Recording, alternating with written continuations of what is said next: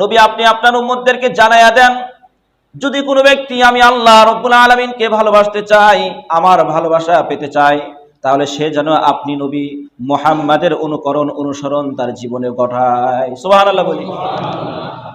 এরপরে আল্লাহ তাআলা বলেন ইউহিব্বুকুমুল্লাহ, তাহলে আপনার আদর্শ ফলো করার কারণে, আপনার আদর্শ যদি জীবনে বাস্তবায়ন করে, আমি আল্লাহ তাকে ভালোবাসবো, পাশাপাশি ওয়ায়াগফিরু লাকুম যুনুবাকুম, তার যত গুনাহ রয়েছে সকল গুনাহগুলো আমি আল্লাহ মাফ করে দেব। তাহলে গুনাহ মাফ করায় নিতে চাইলে, আল্লাহর ভালোবাসা পেতে চাইলে কি কাজ করতে হবে? নবীর ভালোবাসা হৃদয় ধারণ করে সেটার উপর আমল করতে হবে, বাস্তবায়ন করতে হবে। হাদিসের মধ্যে রাসূল কি বলেছেন?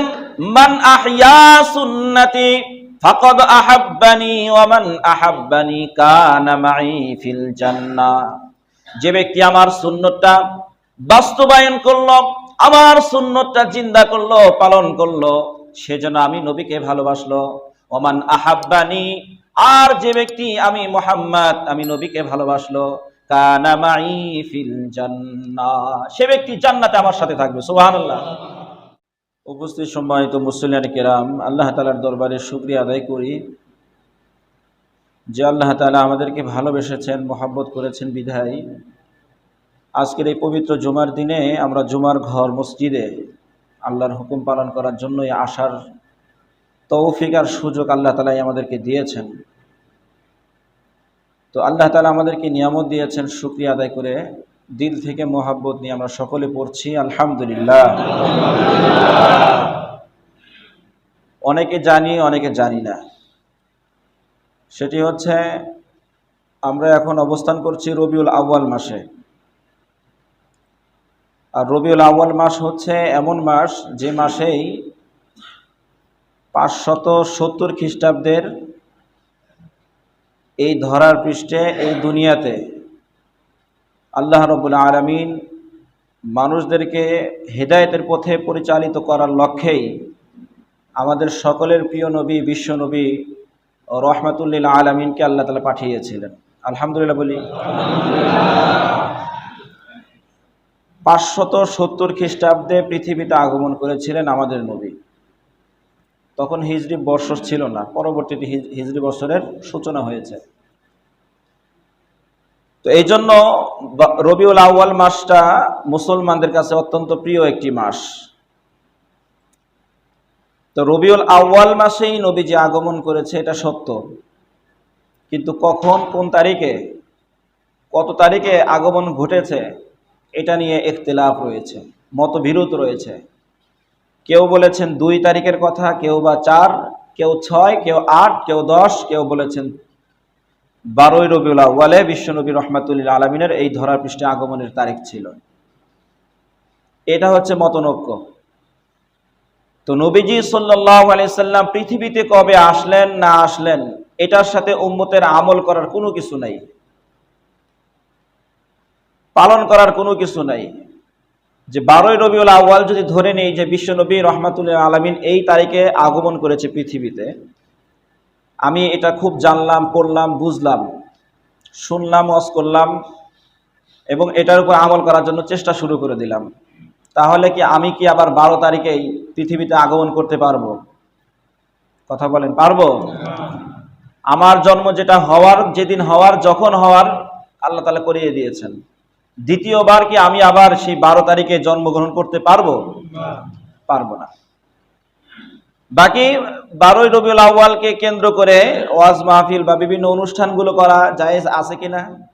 হ্যাঁ, এক দৃষ্টিকোণে জায়েজ, অপর দৃষ্টিকোণে জায়েজ নাই। দৃষ্টিকোণ প্রথমটা, যেই দৃষ্টিকোণে জায়েজ সেটি হচ্ছে মিলাদ অথবা নবীজি সাল্লাল্লাহু আলাইহি সাল্লামের জীবন বৃত্তান্তকে সামনে রেখে 12 রবিউল আউয়াল কেন্দ্রিক যে সমস্ত আলোচনা হয়, সেখানে যদি কোনো ব্যক্তি এই চিন্তা করে যে বিধর্মীরা যারা রয়েছে, অমুসলিম যারা রয়েছে, তাদের কাছে নবীজির সুমহান আদর্শের কথাগুলো আলোচনার মাধ্যমে, বই পুস্তকের মাধ্যমে অথবা বিভিন্ন প্রবন্ধের মাধ্যমে, আর্টিকেলের মাধ্যমে এটা আমরা ছড়াইয়া দেব, আর সেখানে ওই সমস্ত বিষয় নিয়ে কথা হবে বা ওই সমস্ত বিষয় চলবে যেগুলো সহিহ, যেগুলো সম্পূর্ণ সহিভাবে রিওয়ায়াত রয়েছে, বর্ণিত আছে।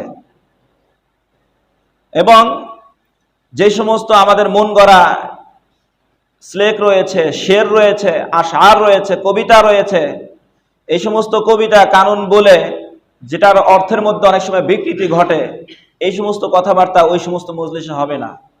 যেমন কথার কথা সাল্লাল্লাহু আলা মুহাম্মদ, এইভাবে যদি টান দিই তাহলে এখানে এই টানের মধ্যে বা ইয়া নবী সালাম আলাইকা এইভাবে বর্ণিত নবীজির থেকে কোনো দরুদ শরীফ নাই। নবীজির কাছ থেকে দরুদ শরীফের বর্ণনারও অভাব নাই, কিন্তু এতগুলো বর্ণনা দরুদ শরীফের ফজিলতের কথা হাদিসের মধ্যে আসছে। সাহাবীরা নবীজির প্রতি দরুদ শরীফ পড়ছেন, কিন্তু কিছুক্ষণ আগে যে দুইটার কথা বললাম, এই দুইটার কথা কোনো জায়গায় নাই। তাহলে যেহেতু এই দুইটার কথা নাই, যেগুলোর কথা বর্ণিত আছে ওগুলো পড়লে সমস্যাটা কি? ওগুলো বাদ দিয়ে আমরা এগুলো কেন পড়ব, যেগুলো সহিহ রিওয়ায়াতে নাই, সহিহ বর্ণনা পাওয়া যায় না? কেন পড়ি? আমাদের সমাজে চলে আসতেছে, আগের থেকে হচ্ছে, এই জন্য পড়ি। তো যাই হোক, তো এই সমস্ত বিষয়াদি যেগুলো সহিভাবে বর্ণিত নাই, এমন বিষয়াদি যদি ওই 12ই রবিউল আউয়াল কেন্দ্রিক যে সমস্ত অনুষ্ঠান হবে সেখানে যদি না থাকে, আর নবীজির সেই ভালোবাসার কথাগুলো, আদর্শের কথাগুলো সমস্ত বিশ্বব্যাপী ছড়িয়ে দেওয়ার যদি একটা চিন্তা চেতনা ভিতরে কাজ করে, এবং সেই অনুযায়ী নিজেও চলার জন্য যদি একদম 100 থেকে 100% নিজের ভিতরে নিয়ত নিয়ে যদি কাজ শুরু করে দিই, তাহলে এটা জায়েজ হবে। পক্ষান্তরে আমার উদ্দেশ্য যদি থাকে 12 রবিউল আউয়াল সিন্নি খাবো, জিলাপি দেব, নিজেতে কিছু লাভবান হব, এরপরে 13 তারিখ থেকে আর চলবে না, নবীজির আদর্শ আমার ভিতরে বাস্তবায়িত হচ্ছে না, এবং এটাকে কেন্দ্র করে ব্যাপকভাবে মানুষের মধ্যে হেদায়েতের কথাগুলো পৌঁছায় দেওয়ার কোনো উদ্দেশ্য আমার নাই, শুধু ওই দিনই সীমাবদ্ধ, তাহলে এটা কখনোই জায়েজ হতে পারে না। কথা বলেন ঠিক কিনা? এজন্য আমরা যেটা করব, বুঝে শুনে সহি বর্ণনা যেগুলো রয়েছে সেগুলোর উপর আমল করার জন্য চেষ্টা করব। আল্লাহ তাআলা তৌফিক দান করেন বলে আমিন। একজন মানুষ যদি আল্লাহকে পেতে চায়, আল্লাহর ভালোবাসা পেতে চায়, এবং নিজের গুনাহগুলো যদি মোচন করাইতে চায়, গুনাহগুলো মাফ করাইয়া নিতে চায় আল্লাহর কাছ থেকে, তাহলে তার জন্য একটা রাস্তা খোলা আছে। সেটি কি? আল্লাহ তাআলা কোরআন শরীফের মধ্যে বলছেন, কুল, নবী আপনি বলে দেন, ইন কুনতুম তুহিব্বুনাল্লাহা ফাত্তাবিউনি ইউহিব্বুকুমুল্লাহ ওয়া ইয়াগফির লাকুম যুনুবাকুম। নবী আপনি আপনার উম্মতদেরকে জানায়া দেন, যদি কোনো ব্যক্তি আমি আল্লাহ রাব্বুল আলামিনকে ভালোবাসতে চাই, আমার ভালোবাসা পেতে চাই, তাহলে সে যেন আপনি নবী মুহাম্মাদের অনুসরণ তার জীবনে ঘটায়। সুবহানাল্লাহ বলি। এরপরে আল্লাহ তাআলা বলেন ইউহিব্বুকুমুল্লাহ, তাহলে আপনার আদর্শ ফলো করার কারণে, আপনার আদর্শ যদি জীবনে বাস্তবায়ন করে, আমি আল্লাহ তাকে ভালোবাসবো, পাশাপাশি ওয়া ইয়াগফির লাকুম যুনুবাকুম, তার যত গুনাহ রয়েছে, যত রকমের জুনুব রয়েছে, সকল গুনাহগুলো আমি আল্লাহ মাফ করে দেব। তাহলে গুনাহ মাফ করায় নিতে চাইলে, আল্লাহর ভালোবাসা পেতে চাইলে কি কাজ করতে হবে? নবীর ভালোবাসা হৃদয় ধারণ করে সেটার উপর আমল করতে হবে, বাস্তবায়ন করতে হবে। হাদিসের মধ্যে রাসূল কি বলেছেন? মান আহইয়া সুন্নতি ফাকাদ আহাব্বানি ওয়া মান আহাব্বানি কানা মাই ফিল জান্নাহ। যে ব্যক্তি আমার সুন্নতটা বাস্তবায়ন করলো, আমার সুন্নতটা জিন্দা করলো, পালন করলো, সে যেন আমি নবীকে ভালোবাসলো। ওয়া মান আহাব্বানি, আর যে ব্যক্তি আমি মুহাম্মদ, আমি নবীকে ভালোবাসলো, কানা মাই ফিল জান্নাহ, সে ব্যক্তি জান্নাতে আমার সাথে থাকবে। সুবহানাল্লাহ। আমরা সবাই জান্নাতে যেতে চাই না? অবশ্যই যেতে চাই। আর যদি জান্নাতেও যেতে চাই, তাহলে কি করতে হবে? নবীর ভালোবাসা হৃদয় ধারণ করতে হবে, নবীর সুন্নতগুলোকে বাস্তবায়ন করতে হবে, জিন্দা করতে হবে। আল্লাহ তাআলা আমাদেরকে তৌফিক দান করুন বলে আমিন। তো রবিউল আউয়াল মাস উপলক্ষে আমরা ইনশাআল্লাহ চেষ্টা করব নিজেরা রবিউল আউয়াল মাসকে সামনে রেখে সিরাত সম্পর্কে, নবীজির জীবনী সম্পর্কে কিছু বই পুস্তক থেকে কিছু ধারণা নেওয়ার। আমাদের নবীর সম্পর্কে যদি আমরা ধারণা না পাই, আমাদের নবীর জীবন বৃত্তান্ত যদি আমাদের সামনে না থাকে, তাহলে আমরা সেই নবীজির আদর্শটাকে কিভাবে পালন করব? এজন্য নবীকে অনুসরণ করতে হলে নবীর আদর্শ জানতে হবে, বুঝতে হবে।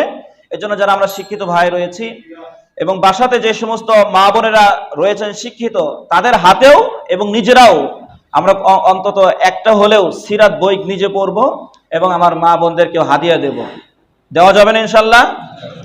আমি যে অফিসে থাকি বা আমরা যেখানে আমার কর্মস্থল, সেখানে একটা সিরাত বই কিনলাম, সহি যে বইগুলো আছে সেই একটা সিরাত বই, বিশ্বনবীর জীবনী একটা বই কিনে সেখানে রেখে দিলাম। সুযোগ পাইলে সেখান থেকে বইটা নেমে যতটুকু পড়া যায় পড়লাম। কোরআন শরীফ যেভাবে পড়া যায় এভাবে বাংলা বই সিরাত দেখে একটু পড়লাম। বাসাতে মা বোনরা থাকে তাদেরকে দিলাম, সুযোগ পেলে তারা পড়লো। এইভাবে নবীজির ভালোবাসা বা নবীজির সুন্নতের উপর আমল যদি করতে চাই তাহলে আমাকে জানতে হবে। আগে জানার জন্য কি করতে হবে? নবীজির সেই জীবনীটা আমাদের কাছে সংগ্রহ করে রেখে দিতে হবে। এরপরে বিশ্বনবী রহমাতুল্লিল আলামিনের জীবন বৃত্তান্তকে নিয়ে দুইটা কথা বলা হয়, একটা হচ্ছে মিলাদুন নবী আর একটা হচ্ছে সিরাতুন নবী বলা হয়। অনেক সময় আমরা শুনে থাকি যে মিলাদুন নবী, অনেক সময় শুনে থাকি সিরাতুন নবী, দুইটা শুনে থাকি। তো এখন কোনটা পালন করবো আর কোনটা বর্জন করব? মিলাদুন নবীর সংক্ষিপ্ত অর্থ আমি বলে দিচ্ছি।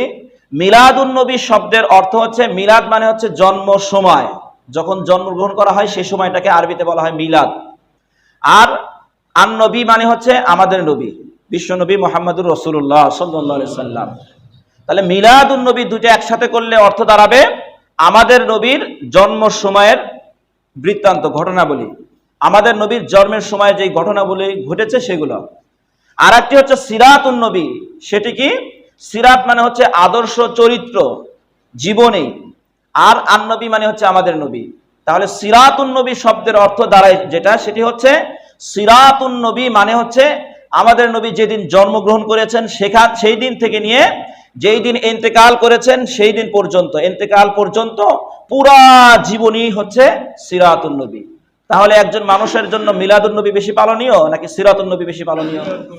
সিরাতুন নবী। এজন্য সিরাতুন নবীটাকে আমরা গ্রহণ করব। নবীজির প্রতিটি কাজ কর্ম, প্রতিটি আদর্শকে আমার জীবনে বাস্তবায়ন করার জন্য আমরা সিরাতুন নবীকে গ্রহণ করব। মিলাদুন নবী শুধু জন্মের সময়ের সাথে সম্পৃক্ত, এরপরে আর কোনো কিছু নাই। আর যেই জন্মের সময়ের বিষয়ের সাথে আমার জীবনে কোনো কিছু বাস্তবায়ন করাও সম্ভব না। এজন্য আল্লাহ তাআলা আমাদেরকে সহি বিষয়টা বোঝারও তৌফিক দান করেন, বলে আমিন।